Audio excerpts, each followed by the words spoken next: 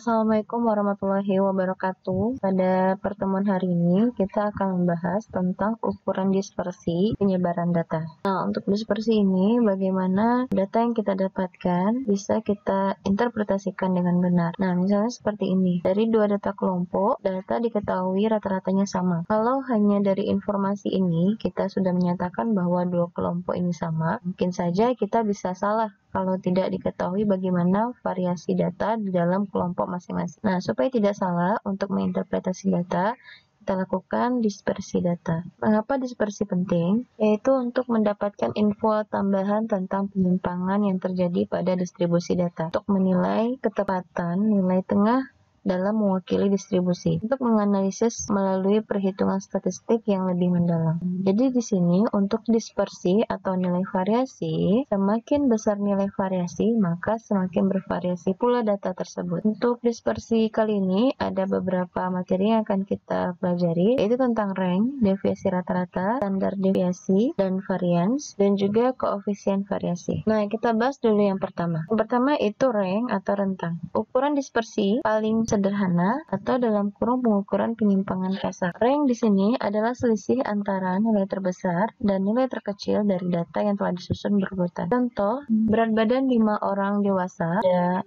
4, 8, 5, 2, 5, 6, 6, 2, dan 6, 7. Ranknya berarti selisih antara data terbesar dengan data terkecil.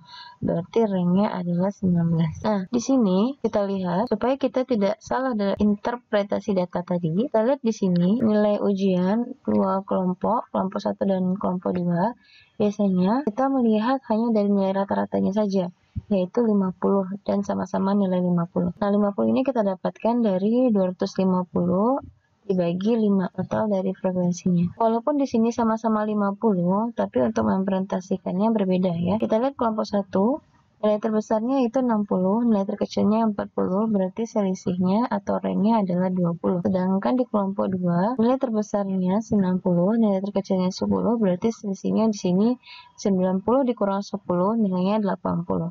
Nah, kalau kita lihat kesimpulannya, walaupun terlihat sama nilai rata-ratanya sama-sama 50, tetapi interpretasinya berbeda. Kalau di sini nilai rata-rata kedua kelompok seolah-olah sama, namun rank keduanya ternyata berbeda. Kelompok pertama itu mempunyai kepandaian yang merata, tadi ranknya sedikit ya, yaitu 20, sedangkan kepandaian di kelompok kedua sangat bervariatif. Tadi ranknya tinggi 80, berarti ada yang pintar sekali dan ada yang biasa-biasa saja gitu ya. Jadi walaupun terlihat sama, tapi ternyata interpretasinya berbeda. Nah, kita lihat di sini, ini adalah contoh soal dari deviasi rata-rata. Dalam uji coba mengenai hemat bahan bakar premium, diambil dua merek sepeda motor, yaitu merek Badai dan Halilintar. Masing-masing diambil 7 sepeda motor dan diisi minyak penuh sebanyak 2 liter. Berikut ini adalah hasil jarak tempuh dengan 2 liter premium merek sepeda motor di atas. Nah, jadi ada 7 sampelnya di sini masing-masing, merek Badai dan merek Halilintar. Nah, setelah dilakukan data pengamatan untuk pengisian bahan bakar full 2 liter, nah kita mau melihat jarak tempuhnya mana yang lebih baik ya. Di sini merek Badai ada dari 160, 170, sedangkan Halilintar 150 dan 160. Nah, kalau kita mencari nilai ranknya, berarti nilai terbesar dikurang dengan nilai terkecil. Nah, kalau di merek Badai ini yang paling kecil adalah 150, sedangkan yang paling besar adalah 170. Jadi kalau kita cari nilai ranknya, berarti 170 dikurang 150 adalah 20. Sedangkan kalau merek Halilintar yang paling besar itu adalah 170, yang paling kecil adalah 140. Jadi selisihnya adalah 30. Nah, kalau kita mencari nilai X atau nilai rata-ratanya, kita jumlahkan semua nilai yang ada di masing-masing frekuensi, nanti kita bandingkan dengan total frekuensi. Berarti 160, 150, 170, 170, 150, 160, 170. Kalau kita jumlahkan, hasilnya adalah 1130. Dibandingkan atau dibagi dengan 7 dapat 161,428 km per 2 liter. Sedangkan kalau Halilintar, kalau kita jumlahkan semuanya 1110. dibagi 7 dapat 158,571 km per 2 liter. Nah, dari sini dapat kita lihat merek Badai itu jarak tempuhnya lebih jauh daripada merek Halilintar. Ini nilai R-nya yaitu kecil 20, sedangkan yang Halilintar itu R-nya besar yaitu 3. Nah, kalau kita simpulkan di sini, dari kedua rentang jarak tempuh kedua sepeda motor tersebut, merek Badai itu bersifat homogen daripada merek Halilintar. Karena rentang merek Badai itu lebih kecil. Perbedaan jarak tempuh dari ketujuh sepeda motor tidak sebesar merek Halilintar. Merek Badai kualitas produksinya berarti lebih merata. Sedangkan kalau merek Halilintar itu nilai R-nya lebih besar, artinya dia bersifat heterogen karena lebih bervariatif. Namun dari segi kualitas produknya tidak merata karena ada kualitas bagus tapi ada juga kualitas yang kurang memenuhi standar. Nah, dari soal ini kita dapat menyimpulkan tentang rem. Simpulan dari contoh tersebut, dari sisi hemat bahan bakar, ternyata merek Badai itu jarak tempuhnya lebih besar, yaitu 161,428 per kilometer per 2 liter, sedangkan merek Halilintar itu jaraknya 158,571 km per 2 liter. Berarti merek Badai itu lebih irit bahan bakar premium daripada merek Halilintar. Kesimpulannya, baik dari segi kualitas maupun dari hemat bahan bakar, ternyata merek Badai itu lebih unggul daripada Halilintar karena dia bersifat homogen atau sama. Oke ya. Nah, kita lanjut ke deviasi rata-rata. Di sini untuk deviasi rata-rata ada rumusnya, ada yang untuk data berkelompok dan juga ada data yang tidak berkelompok. Nah, kalau di sini datanya tidak berkelompok, artinya tidak ada tabel dan tidak ada interval gitu ya. Sedangkan kalau data yang berkelompok, dia berupa tabel dan mempunyai interval. Nah, perbandingannya di sini, kalau yang berkelompok dia mempunyai nilai frekuensi, sedangkan kalau yang tidak berkelompok tidak ya. Di sini rumusnya deviasi rata-rata sama dengan sigma dalam kurung X dikurang X rata-rata dibagi dengan N. Sedangkan kalau datanya berkelompok, sigma F dalam kurung X dikurang X rata-rata dibagi dengan N. Nah, untuk deviasi rata-rata sendiri di sini, kalau kita mengambil nilai deviasi rata-rata, nilai negatif atau pengurangan tetap kita anggap positif. Jadi nanti kalau ada tanda negatif, hanya menandakan nilai suatu data lebih kecil daripada rata-rata kelompok atau pengamatan.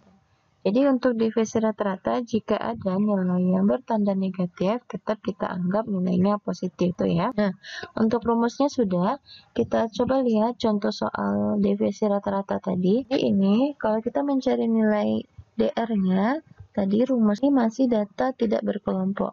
Karena dia berupa tabel, dia tidak ada interval di dalamnya, hanya berupa tabel ya. Nah, jadi di sini tadi rumusnya X dikurang X rata-rata bagi dengan N. X dikurang X rata-rata dibagi dengan N. Berarti untuk nilai deviasi rata-rata kita cari nilai rata-ratanya dulu. Nilai rata-ratanya ini tadi kita sudah dapatkan yaitu 161,428. Kita totalkan nilainya, terus kita bagi dengan frekuensinya, dapat tadi 161,428 untuk merek Badai. Berarti untuk mencari deviasi rata-ratanya, X dikurang X rata-rata, berarti 160 dikurang 161,428, hasilnya min 1,428. Tapi untuk deviasi rata-rata, kalau nilainya negatif tetap kita anggap positif. Berarti di sini tetap kita jumlahkan seperti ini. 1,428 ditambah 150 dikurang 161,428, 11,428 dan seterusnya dibagi dengan 7. Dapat di sini nilainya 7,346. Sedangkan kalau merek Halilintar, tadi nilai rata-ratanya kita dapat dari membandingkan nilai ini tadi, totalnya dibagi dengan 7 dapat 158,571. Berarti 150 dikurang 158,571 dapat hasilnya nanti dijumlahkan terus dibagi dengan 7. Di sini dapat nilainya 7,755. Nah, kalau kita lihat kesimpulannya, ternyata deviasi nilai rata-rata Badai itu 7,346, sedangkan nilai Halilintar itu 7,755. Hal ini menunjukkan secara absolut bahwa merek Badai itu lebih baik dibandingkan merek Halilintar. karena mempunyai penyimpangan rata-rata absolut lebih kecil. Jadi kalau menurut teorinya, kalau penyimpangannya lebih kecil berarti datanya semakin baik dan mendekati realitas. Catatan, jadi nanti kalau didapatkan nilai negatif, tetap kita anggap nilainya positif. Nah, kita lanjut ke contoh deviasi rata-rata data berkelompok. Tadi yang sebelumnya data tidak berkelompok, sedangkan yang sekarang adalah data yang berkelompok. Nah, rumusnya sama, tapi perbedaannya nilainya ditambah dengan frekuensi. Jadi kalau kita menggunakan rumus data berkelompok, jika tabelnya ini ada interval di dalamnya, baru kita gunakan rumus data berkelompok. Nah, ini adalah contoh produksi tempe merek Curie dari 20 karyawan yang bekerja secara borongan per hari gitu. Tentukan deviasi rata-ratanya. Nah, jadi datanya sudah berdasarkan data pengamatan. Di sini sudah ada range-nya dan sudah ada nilai frekuensinya. Kita coba cari menggunakan rumus yang tadi. Untuk deviasi rata-rata, rumusnya berarti sigma F dalam kurung X dikurang X rata-rata bagi dengan N. Nah, di sini karena dia mencari nilai rata-rata tadi, sebenarnya nilai produk dan nilai jumlah frekuensi. Di sini ada nilai X. X ini adalah untuk kita mencari nilai mean dulu, kan harus ada rumus untuk mencari nilai mean atau nilai rata-rata yang ini, X rata-rata ini, F X bagi dengan F gitu ya. Jadi X ini adalah nilai tengah. Jadi kita jumlahkan nilai intervalnya ini, terus kita bagi 2, itu adalah nilai X atau nilai tengah. Nah, sedangkan Fx ini adalah untuk mencari mean atau nilai rata-rata X yang ada garis di atasnya. Nah, dapat nilai Fx ini, kita totalkan, terus kita bagi dengan F untuk mencari mean. Nah, kalau sudah dapat nilai rata-ratanya ini, baru kita masukkan ke dalam rumus X dikurang X rata-rata. X dikurang X rata-rata berarti nilai X ini dikurang dengan nilai X yang di sini. Nanti kalau sudah, baru dibagi dengan N atau jumlah datanya. Di sini jumlah datanya adalah 20. Nah, terus baru nanti kita kalikan dengan F dalam kurung X dikurang X rata-rata bagi dengan N. Itu untuk rumus deviasi rata-rata. Nah, kita cobain aja ya, tapi supaya lebih mudahnya kita cobakan menggunakan Microsoft Excel. Nah, ini tadi ya nilai untuk data tadi. Nah, di sini kan ada nilai produk dan nilai frekuensi. Mendapat nilai X berarti ini kita bandingkan ini 1000 ditambah 1499 baik 1499 ini kita kasih kurung ya, bagi dengan 2 untuk mendapatkan nilai tengah. Nah, ini nilai tengahnya. Kalau sudah, bisa kita sorot aja ke bawah. Nah, kalau sudah, ini kita ambil nilai Fx-nya. Terus di sini untuk mencari nilai mean tadi adalah Fx per F. Jadi ini dicari nilai X-nya. X-nya ini dari nilai interval bagi 2, atau kita sebut juga nilai tengah. Berarti nanti nilai Fx dikali, terus dibagi dengan F atau 20, nanti sama dengan baru dapat nilai rata-ratanya. Nah, berarti ini Fx berarti nilainya 2 atau kali dengan 1499, hasilnya 2499, ini tinggal kita sorot aja. Nah, ini untuk nilai Fx-nya. Di sini untuk nilai mean-nya, nilai rata-rata yang ini ya, nilai rata-rata yang ini nilainya sama dengan, kalau kita mau menjumlahkan, itu ambil rumus atau sintak dari kita jumlahkan, dapat hasilnya 42490. Jadi di sini sama dengan nilainya 42490 dibagi dengan 20 sama dengan 2124,5. Nah, ini jadi nilai X rata-rata 2124,5. Nah, kalau sudah dapat ini, kita cari nilai X dikurang X rata-rata. Berarti nilai X dikurang X rata-rata ini. Nah, kalau nanti hasilnya ada yang negatif, tetap dianggap nilainya positif gitu ya. Tapi ini sama dengan nilai X dikurang dengan nilai rata-rata 75. Nah, jadi di sini supaya dia tidak bergerak nilainya, ini kan nilainya tetap dikurang dengan nilai mean ini ya. Kasih formatnya Fn F4 supaya dia tidak berjalan ya. Nah, nanti kalau misalnya tidak dibuat, hasilnya akan berbeda. Nah, terus nih kita sorot nilainya. Nah, dapat hasilnya min 875, min 375. Nah, ini kita tetap nilainya positif. Kalau ada nilainya negatif, tetap nilainya positif ya. Nah, kalau sudah, ini nilai untuk X dikurang X rata-rata. Nah, terus ini nilai F-nya, untuk nilai deviasi rata-rata tadi, rumusnya F dalam kurung X dikurang X rata-rata per N. Jadi ini kita cari lagi nilai X dikurang X rata-rata ini dikali dengan frekuensi, nanti totalnya baru kita bagi dengan N ya. Berarti ini untuk nilai DR-nya sama dengan nilai F-nya kali dengan nilai X dikurang X rata-rata. Kalau sudah, ini tinggal kita tarik. Nah, terus untuk nilainya kita totalkan dulu. Ambil rumus sum jumlahan di format, dapat hasilnya 7250. Berarti untuk deviasi rata-rata di sini rumusnya sama dengan 7250 dibagi dengan nilai 20, dapat hasilnya 362,5. Jadi ini meannya 2124,5, 362,5.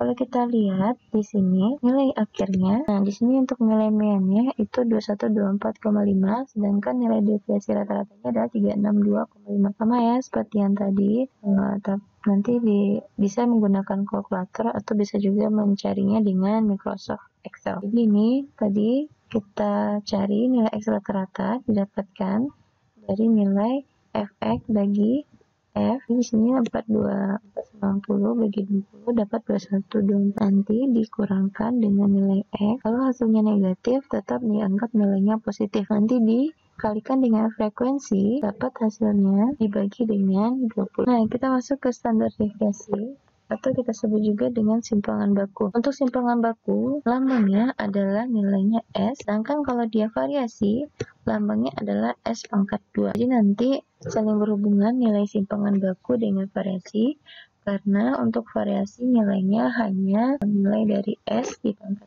atau nilai dari standar deviasi tadi pangkat. Nah, rumusnya untuk standar deviasi data yang tidak berkelompok dengan data yang berkelompok. Kalau untuk nilai data tidak berkelompok, kita lihat jumlah N-nya.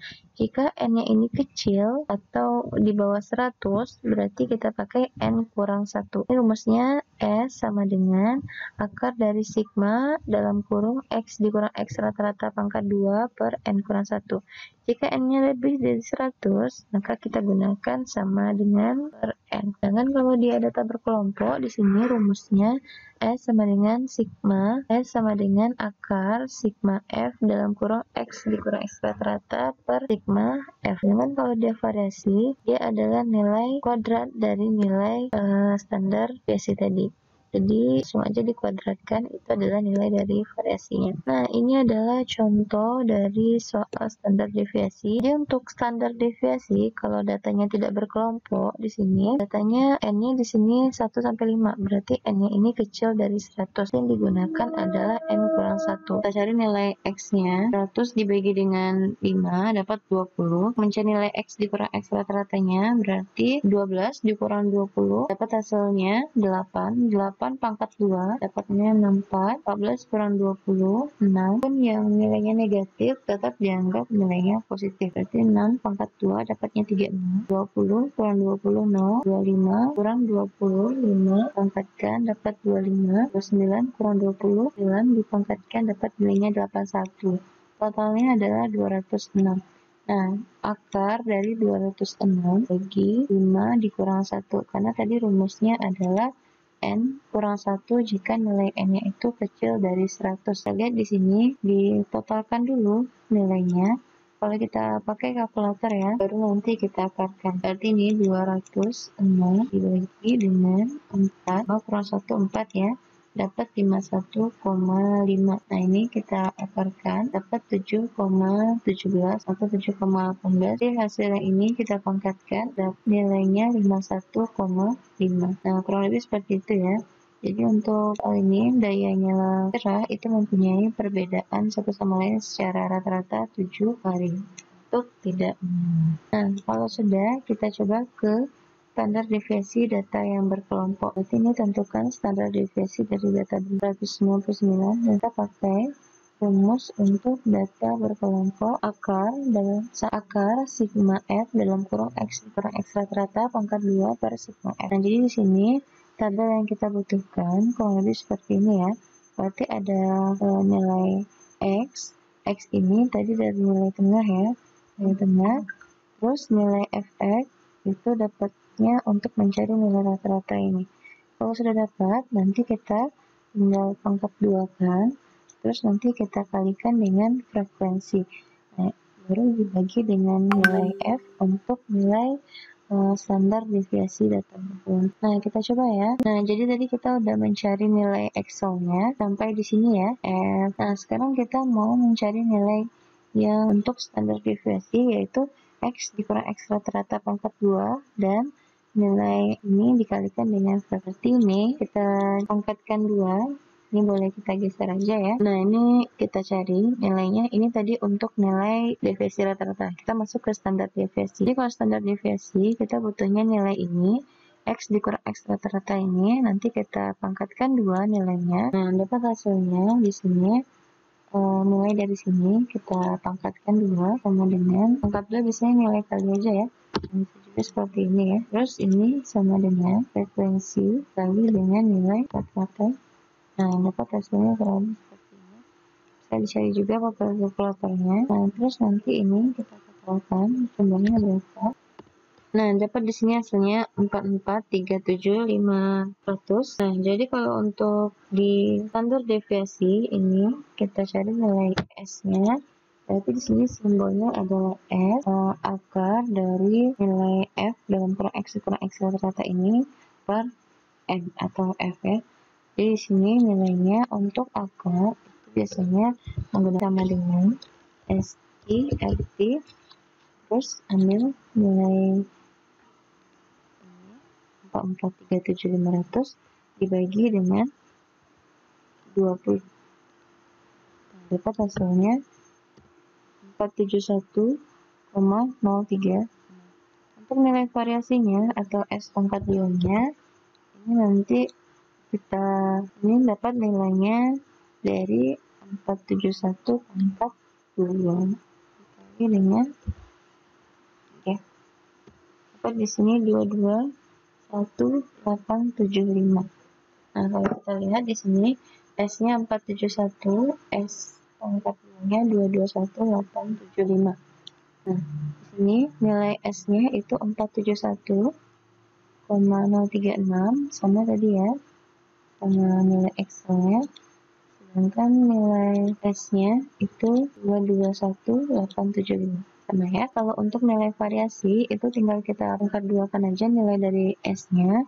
471,036 tadi pangkat 2 dapat 221,875 untuk nilai standar deviasi data berkelompok dan tidak berkelompok. Nah, kita masuk ke yang kelima yaitu koefisien variasi. Sebelumnya kita sudah membahas nilai rank, deviasi rata-rata, standar deviasi dan variasi. Kita masuk ke yang kelima. Nah, untuk koefisien variasi rumusnya adalah KF sama dengan S per X rata-rata kali 100. S ini adalah nilai standar deviasi. Jadi masih berhubungan dengan nilai standar deviasi untuk mencari nilai koefisien variasi. Untuk keterangan di sini, koefisien variasi adalah nilai variasi yang digunakan untuk persentase. Jadi nanti hasilnya berupa persentase. Maka ukuran ini dapat digunakan untuk mencari perbandingan suatu data yang mempunyai satuan berbeda. Penerapannya, semakin besar koefisien variasi, maka semakin besar pula resiko penyimpangannya. Sebaliknya, jika koefisien variasi semakin kecil, maka semakin kecil pula tingkat resiko penyimpangan yang terjadi. Berarti nanti yang kita pilih adalah nilai koefisien variasi yang kecil sehingga tingkat resiko penyimpangannya juga kecil. Di sini berikan ilustrasi contoh soal daya nyala lampu dari 3 merek lampu, yaitu merek sinar, pancar, dan terang. Nah, masing-masing merek ini kita ambil sampel sebanyak 5 buah untuk dilakukan pengamatan. Setelah dilakukan pengamatan, mengukur tingkat variabilitasnya terhadap daya nyala lampu guna untuk dipasarkan, merek mana yang akan lebih baik untuk berlangganan guna dipasarkan. Untuk sinar, berarti pertama kita cari dulu nilai rata-ratanya. Nilai rata-ratanya, kalau datanya tidak berkelompok seperti ini ya, berarti kita jumlahkan. Totalnya dibagi dengan 5. Untuk nilai sinar, 25 ditambah 20 ditambah 35 ditambah 31 ditambah 27, hasilnya 138 bagi 5, 27,6. Kita gunakan rumus tadi, KS sama dengan S per X rata-rata kali 100. Jadi dicari dulu nilai X-nya. Nilai X-nya ini tadi ditotalkan, nilainya dibagi 5. 138 bagi 5 dapat 27,6. Berarti untuk nilai S atau standar deviasinya akar dalam kurung nilai X dikurang nilai X rata-rata. Nilai X ini 25, ini dapatnya dari nilai tabel. Nih, masing-masing berarti 25, X-nya nanti 20, 35, dan seterusnya. 25 dikurang 27,6 pangkat 2. 20 dikurang 27,6 pangkat 2. 35 dikurang 27,6 pangkat 2. Jadi sesuai dengan tabel yang ada di sini nilainya. Dikurang dengan nilai X rata-ratanya dipangkatkan 2. Nah, kalau sudah dapat hasilnya dibagi dengan 5 kurang 1 sama dengan 4 ya. Karena nilai N-nya ini kecil dari 100, maka digunakan N kurang 1. Nah, dapat hasilnya ini akar dalam kurung 6,76, 57,76, dan seterusnya bagi 4. Dijumlahkan dulu atau dibagi dulu 131,2 bagi 4. Nah, nanti hasilnya baru diakarkan. Kalau langsung di sini akar 131,2 bagi 4 hasilnya berbeda ya. Nah, masuk rumusnya berarti konsentrasi sama dengan S per X rata-rata 27,6 kali 100. Di sini 20,75 untuk merek sinar. Sedangkan untuk merek pancar sama juga, dicari nilai rata-ratanya, nanti nilai X dikurang X rata-rata, terus hasilnya di sini 45,78. Hasilnya berupa persentase. Sedangkan ini 24,65. Nah, kalau kita bandingkan di sini nilainya merek sinar 20,75, merek pancar itu 45,78, sedangkan merek terang itu 24,65. Dengan demikian, mahasiswa tersebut harus memilih tingkat variabilitasnya yang terkecil, yaitu merek sinar, karena daya nyala lampunya lebih merata dibandingkan yang lain. Oke, sampai di sini dulu materi hari ini. Semoga bermanfaat. Sekian, banyak maaf. Assalamualaikum warahmatullahi wabarakatuh.